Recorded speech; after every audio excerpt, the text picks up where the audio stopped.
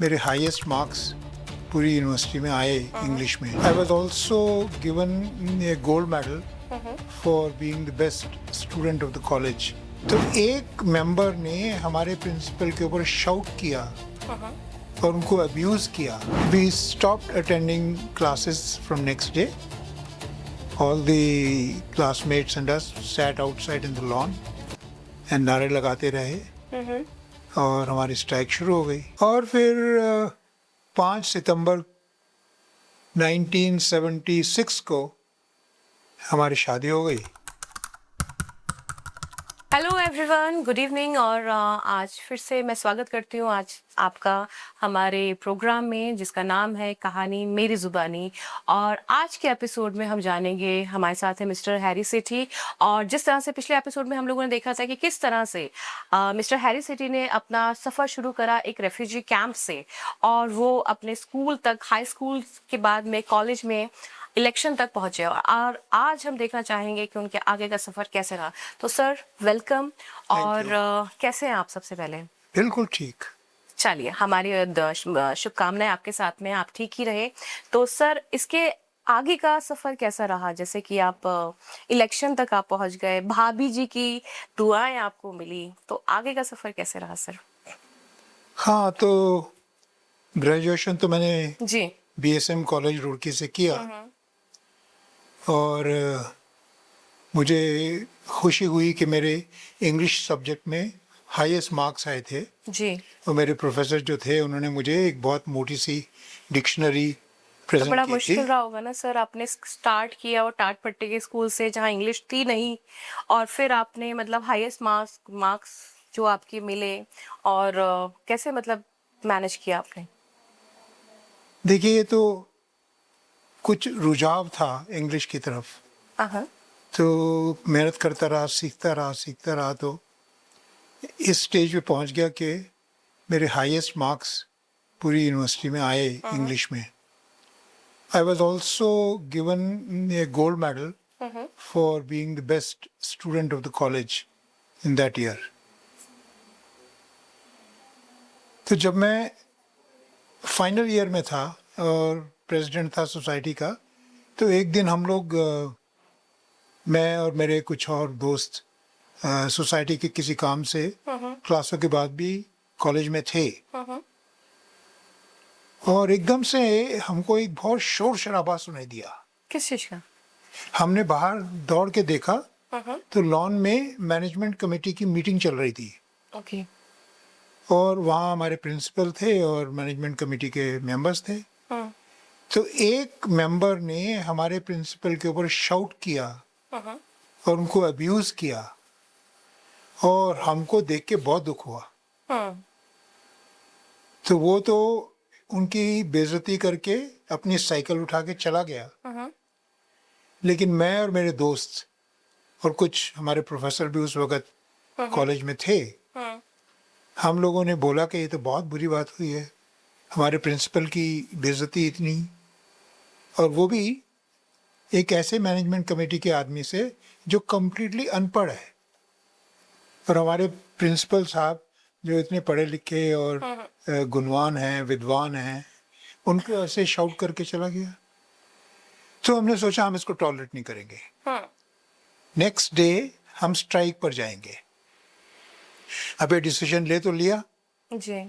लेकिन उस स्ट्राइक को निभाना, मुझे न कोई एक्सपीरियंस था, न कभी ऐसा हुआ था लाइफ में। First time it happened. So we stopped attending classes from next day. All the classmates and us sat outside in the lawn and नारे लगाते रहे और हमारी स्ट्राइक शुरू हो गई। और फिर हर शाम मेरे घर में एक मीटिंग हुआ करती थी टू डिसाइड कि अब नेक्स्ट स्टेप क्या होगा। क्या? एंड उसमें एक अच्छी बात ये थी कि जो कॉलेज की अच्छी लड़कियां, सुंदर लड़कियां थी, जिनके साथ शायद हम बात नहीं कर सकते थे, वो मेरे घर में आते थे। जी। और मेरी मदर, मुझे याद है, उनको चाय समोसा से एंटरटेन करती थी। तो हम बात करते थे कि अब क्या करें, कैसे उसको झुकाएं कि वो माफ़ी मांगे हमारे प्रिंसिपल से। तो ये सब चलता रहा धीरे धीरे कुछ और कॉलेजेस भी जुड़ गए और रुड़की यूनिवर्सिटी उस वक्त जो आईआईटी रुड़की है वो रुड़की यूनिवर्सिटी होती थी। ओके। तो बहुत तीसरे दिन रुड़की यूनिवर्सिटी स्टूडेंट्स यूनियन का प्रेसिडेंट मेरे पास आया बीएसएम कॉलेज में और उसने मुझे कहा कि आप जो ये स्ट्राइक लीड कर रहे हो ये ठीक कर रहे हो, अन्याय के खिलाफ है और हम आपके साथ हैं। तो मुझे और भरोसा हुआ कि इतनी बड़ी यूनिवर्सिटी के इतने सारे स्टूडेंट्स का लीडर जो कह रहा है कि हम आपके साथ हैं। तो हम लोगों ने एक दिन डिसाइड किया कि अब 4-5 दिन हो गए हैं और ये समझ नहीं रहा है। दूसरी साइड में क्या हो गया था कि वो प्रोफेसर्स की जो फेडरेशन थी मेरठ में थी, वो वहाँ से 3-4 लोग जो हैं वो रुड़की आए क्योंकि खबर तो उनके पास पहुंच रही थी कि ये हो रहा है। राइट। उस दिन हमने ये सोचा कि हम एक प्रोसेशन निकालेंगे जिसमें सारे दूसरे कॉलेजेस के स्टूडेंट्स हमको ज्वाइन किए। एंड मुझे याद है एक प्रोमिनेंट चौक जो रुड़की का है वहाँ पर मैं एक साइकिल रिक्शा के ऊपर खड़े होके थोड़ा स्पीच दिया और सबको धन्यवाद किया। चारों तरफ पुलिस थी, लाठियाँ उनके हाथ में थी क्योंकि कहीं भी गड़बड़ी हो सकती थी, कहीं भी हो सकते थे। तो हमने इसको डिस्पर्स किया तो वो पीसफुली जुलूस ख़त्म हो गया। उस रात को ये जो फेडरेशन के लोग आए थे, प्रोफेसर्स के फेडरेशन के, उन्होंने बहुत इंटेंस कॉन्वर्सेशन की तो मैनेजमेंट कमेटी के मेंबर से। तो मुझे याद है it was around 12:31 in the night. I was staying with my professor in another house to wait to hear the decision. They informed us that he has in writing apologized, resigned from his position, and we were very happy to hear this that and उसने हमारे principal से writing में माफ़ी मांगी। तो हमने कहा जिस ऑब्जेक्टिव से हमने स्ट्राइक शुरू की थी वो पूरा हो गया। तो नेक्स्ट डे से हमने वो स्ट्राइक बंद कर दी और रेगुलर क्लासेस में जाने लगे क्योंकि मेरा ग्रेजुएशन पूरा हो चुका था। तो अब मेरे को पोस्ट ग्रेजुएशन करना था इकोनॉमिक्स में और रुड़की में था नहीं। तो मेरे पास 2 चॉइस थी, एक तो मैं सहारनपुर में जाके पोस्ट ग्रेजुएशन करूं या फिर दूसरी चॉइस थी चंडीगढ़ में जाने की, वहाँ पंजाब यूनिवर्सिटी में। तो कौन सी चॉइस आपने पिक की? तो अपने फादर को कंसल्ट करके I decided that I will go to Punjab university Chandigarh. Chandigarh It's a well-known university. So I went from a small town, from a small college, to a very large and beautiful city, and to a very large and beautiful Punjab University campus. But I was lucky that in my class there was a girl who had come from Delhi to do her master's in economics. And she was the most beautiful girl in the class. Okay. तो दोस्ती हो गई है।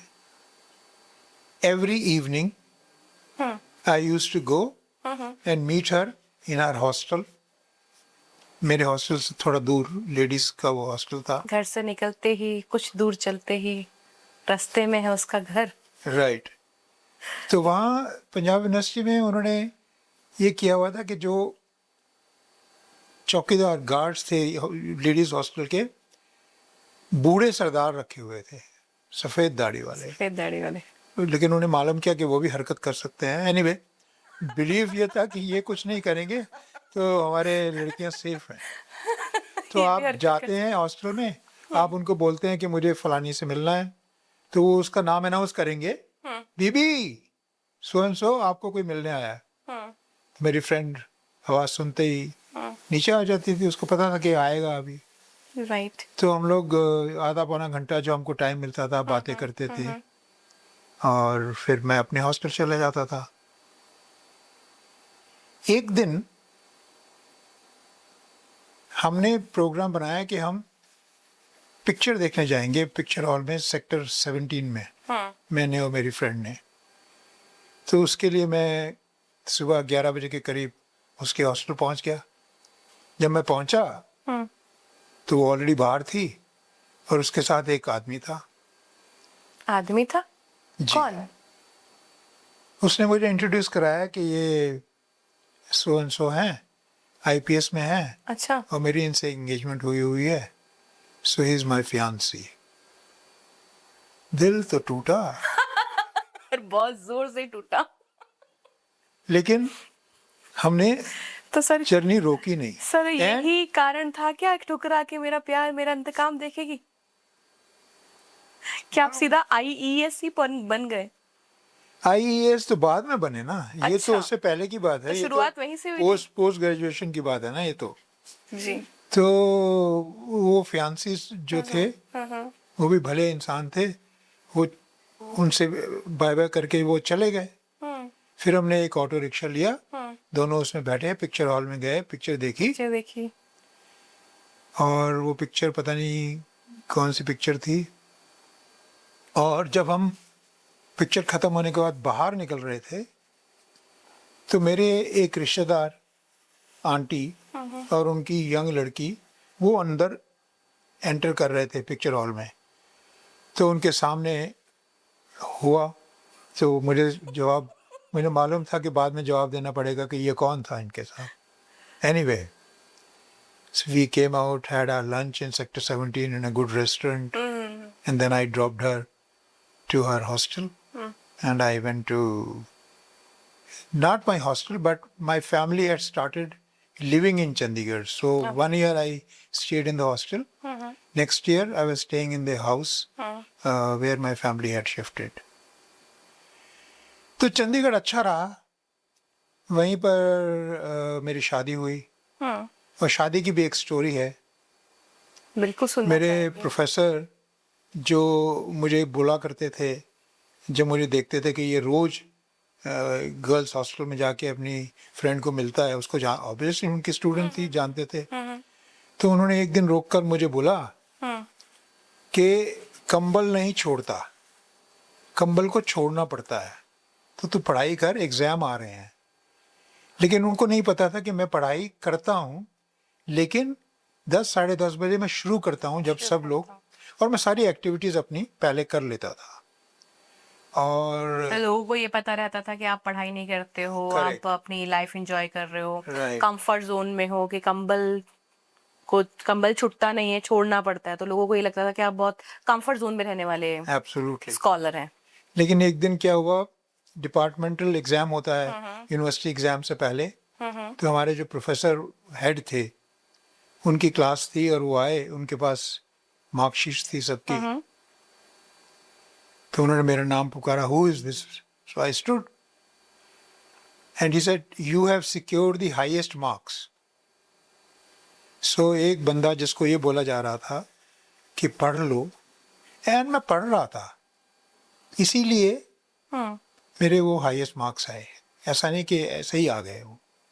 और फिर university के exam में भी मेरी अच्छी पोजीशन रही। उस साल मैंने टॉप किया जो फाइनल एग्ज़ाम था। फिर मेरी आईएएस में सिलेक्शन हो गई और मेरी फर्स्ट आसान पोस्टिंग। था या मुश्किल था सर? क्योंकि आज के डेट में हम देखते हैं तो माना यही जाता है कि इस टाइप के जो एग्जाम्स है, आईईएस और आईएएस, आईपीएस, ठीक है, ये वर्ल्ड के सबसे ज़्यादा टफेस्ट एग्जाम में से एक है। तो उसमें बहुत इजी हो गया था या आपको वाकई में इतना मशक्कत लेकर? नहीं, इतना आसान नहीं था। उस समय भी मैं पोस्ट ग्रेजुएशन करने के बाद में मुझे सहारनपुर में एक जेवी जैन कॉलेज है, वहाँ पर लेक्चरर की नौकरी मिल गई। तो मैं क्लासें पढ़ाता था, बीए और एमए की। और हमारे डिपार्टमेंट वाले इतने शातिर थे कि मैं सबसे फ्रेश रिक्रूट था। तो सबसे पहली क्लास सुबह की ग्रेजुएशन की, नहीं पोस्ट ग्रेजुएशन की, क्योंकि उसमें जो वर्किंग लोग थे वो भी आते थे, वो मेरे को अलॉट कर दी। और उसके बाद नेक्स्ट क्लास जो है ग्रेजुएशन की, वो 11:30-12 बजे शुरू होती थी, वो दे दी। And I am a person who hates getting up early in the morning, but because I had to go and teach there. I would get up, get ready, reach there on time, and take the class. Then come home and go to a restaurant and have breakfast, and then go for my next class. तो ये सब सिलसिला वहाँ चल रहा था। चलता रहा। वो दिन निकल गए और मैं IES की तैयारी भी कर रहा था। उसके पहले साल मैंने IES का UPSC का एग्ज़ाम दिया था, लेकिन मैं सक्सेसफुल नहीं हुआ। इस साल जब मैंने दूसरे अटेम्प्ट में UPSC का एग्ज़ाम किया, तो I was successful. I think कोई 10-15 हज़ार लोगों ने अप्लाई किया होगा एग्ज़ाम के लिए, उसमें से सिर्फ 20 लोग सिलेक्ट हुए finally. And I'm proud that I was one of those 20 who was selected in the 1971 batch of Indian Economic Service, Great. IES. IES. Yes, so then I resigned from my college professorship, lecturership. Sir IES से एक बात याद आई है कि जैसे आप तो economic services से थे ना, तो आप अपनी लाइफ में इकोनॉमिक्स या फाइनेंसेस को कैसे बैलेंस कर लेते हैं? देखिए, इकोनॉमिक्स और फाइनेंस अलग अलग चीज़ें हैं। हाँ। इकोनॉमिक्स आपको सिखाती है कि आप कैसे लोग रैशनल बिहेवियर करते हैं, हाँ। और कैसे demand supply etcetera etcetera. Actually it is said, हाँ। if you learn demand and supply, you will become an economist. But the problem is, wherever there are 6 economists, there are 7 views. Right right right. Okay, you must have heard this. No 2 economists would agree with each other. So मेरी जो personal life है, financial situation है, I'm not very good at that. But I have no regrets. God has been very kind. I get a handsome pension from the government, and I don't have to do anything to earn money now. Okay. And I'm devoting my time to doing other things, promoting Toastmasters Club, for example, about which I talked या in the previous videos. episode. या So Chandigarh posting was good.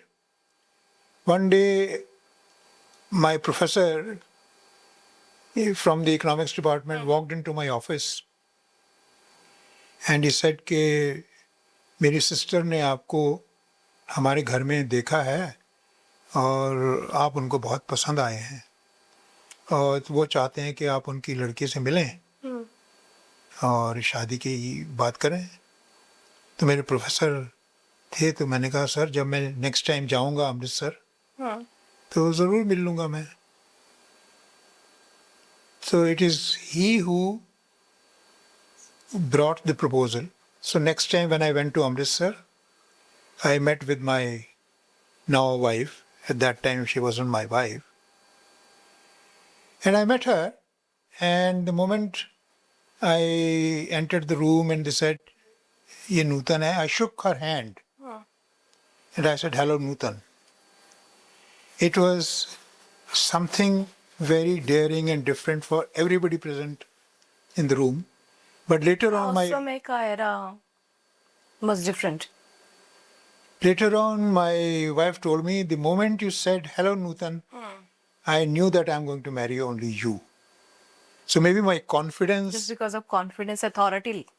not authority, is just the confidence, because I was meeting a new person and I wasn't the sissy boy who would not talk and sit like this and, watch her. इसमें थोड़ा सा add करना चाहूंगी sir. Being a female, मुझे भी कभी कभी ऐसे ही लगता है, और मुझे नहीं, मैं समझती हूँ दुनिया की हर एक फीमेल को एक सबसे बड़ी रिक्वायरमेंट आज की डेट में हम देखते हैं, बहुत से सोशल मीडिया पे बहुत होते हैं कि औरत को क्या पसंद है। तो ये जो आपने कहा और आपकी वाइफ ने बोला तुम ही वो थे कि जिससे मैं शादी करती हूँ, सबसे पहली बात है कि पर्सन कितना ज़्यादा कॉन्फिडेंट है, और जो इंसान कॉन्फिडेंट है वो कॉन्फिडेंस आएगा बाद में, और आएगा कहाँ से? अगर वो कहीं ना कहीं अथॉरिटी रखता है, किसी ना किसी चीज पे, इवन अपने खुद के डिसीजंस पर, वो देखिए देन अपने- आफ्टर वो उस चीज को बहुत ही कॉन्फिडेंटली चीजों का। और ये एक हम लोग मार्केटिंग में हम लोगों को भी पढ़ाया गया था, man, man means money, A for authority and for need, okay that is a man. और every woman choose a man, not a boy. I hope आप इसको एग्री करते हैं। I'm happy to hear this, and particularly from a woman. And I think that my future is bright because beyond 79, I'm still young Yeah. and full of energy. Yes. So she had made the decision, but I said, we have just met. I haven't spoken to her. So I requested her parents, जब उन्होंने पूछा कि आपका क्या decision है, मैंने कहा मैं मिलना चाहूँगा इनको।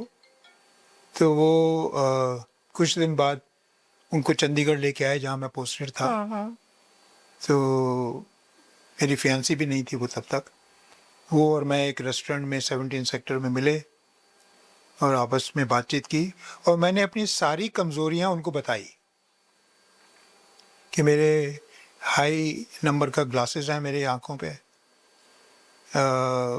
फिज़िकली इतना फिट नहीं हूँ, टमी बाहर है, फिर और शाम को एक ड्रिंक लेना पसंद करता हूँ। तो जो भी मेरे में अंदर कमियां थी मैंने सब उनके साथ शेयर की। And asked her, are you still ready? She said हाँ, because she had decided in our first meeting, as she tells me, the moment you said hello Nutan, I was sold. So we met, we talked, I shared my weaknesses with her, and I told her about my family, etc., etc. And then when she agreed, and then I told her parents, okay, it's okay, we both have agreed, we can go ahead. Then they formalized it, by giving a box of sweets and maybe 100 rupees at that time. संस्कार है sir Hindustan के, वो तो जलेगा ही कि चलेगा। ये लड़का हमने बुक कर लिया, बुक कर लिया है, रोका हो गया सर। रोका हो गया। That you are right, that is the right word. Yes, sir. रोका रोका हो गया। रोका हो गया। और फिर 5 सितंबर 1976 को हमारी शादी हो गई। और उससे नेक्स्ट ईयर 1977 में we had our first child, our son, and when I took him in my arms, I was very happy and grateful to God. तो वो मोमेंट बहुत अच्छी थी और उसको सेलिब्रेट करना जरूरी था। राइट। तो मैंने 2 पार्टीज की, एक नहीं।